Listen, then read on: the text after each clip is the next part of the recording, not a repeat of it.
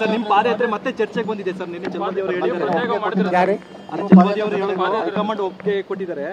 ಈಗ ಪಕ್ಷ ಎಲ್ಲರೂ ಕೂಡಿ ನಿರ್ಣಯ ಮಾಡ್ತೀವಿ.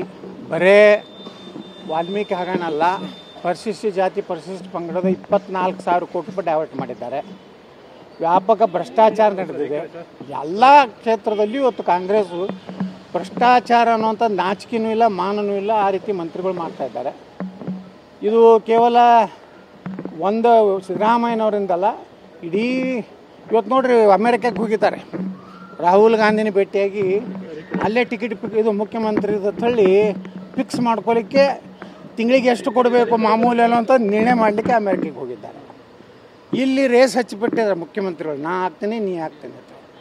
ಅಂದರೆ ಇದು ಏನು ತೋರಿಸ್ಕೊಡ್ತದಂದರೆ ಸಿದ್ದರಾಮಯ್ಯನವರು ರಾಜೀನಾಮೆ ಕೊಡೋದು ಖಚಿತ, ನಾವು ಮುಖ್ಯಮಂತ್ರಿ ಯಾರಾದರೂ ಆಗ್ತೀನೋ ಅನ್ನೋದು ನಿಶ್ಚಿತ, ಇಷ್ಟರೊಳಗೆ ವಿಸರ್ಜನೆ ಆಗೋದು ಅತ್ಯಂತ ಖಚಿತ.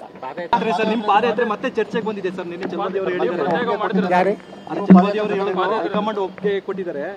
ಈಗ ಪಕ್ಷ ಎಲ್ಲರೂ ಕೂಡಿ ನಿರ್ಣಯ ಮಾಡ್ತೀವಿ. ಬರೇ ವಾಲ್ಮೀಕಿ ಹಗರಣಲ್ಲ, ಪರಿಶಿಷ್ಟ ಜಾತಿ ಪರಿಶಿಷ್ಟ ಪಂಗಡದ 24,000 ಕೋಟಿ ರೂಪಾಯಿ ಡೈವರ್ಟ್ ಮಾಡಿದ್ದಾರೆ. ವ್ಯಾಪಕ ಭ್ರಷ್ಟಾಚಾರ ನಡೆದಿದೆ ಎಲ್ಲ ಕ್ಷೇತ್ರದಲ್ಲಿ. ಇವತ್ತು ಕಾಂಗ್ರೆಸ್ಸು ಭ್ರಷ್ಟಾಚಾರ ಅನ್ನುವಂಥ ನಾಚಿಕೆನೂ ಇಲ್ಲ, ಮಾನನೂ ಇಲ್ಲ, ಆ ರೀತಿ ಮಂತ್ರಿಗಳು ಮಾಡ್ತಾ ಇದ್ದಾರೆ. ಇದು ಕೇವಲ ಒಂದು ಸಿದ್ದರಾಮಯ್ಯನವರಿಂದಲ್ಲ, ಇಡೀ ಇವತ್ತು ನೋಡ್ರಿ ಅಮೇರಿಕಕ್ಕೆ ಹೋಗಿದ್ದಾರೆ.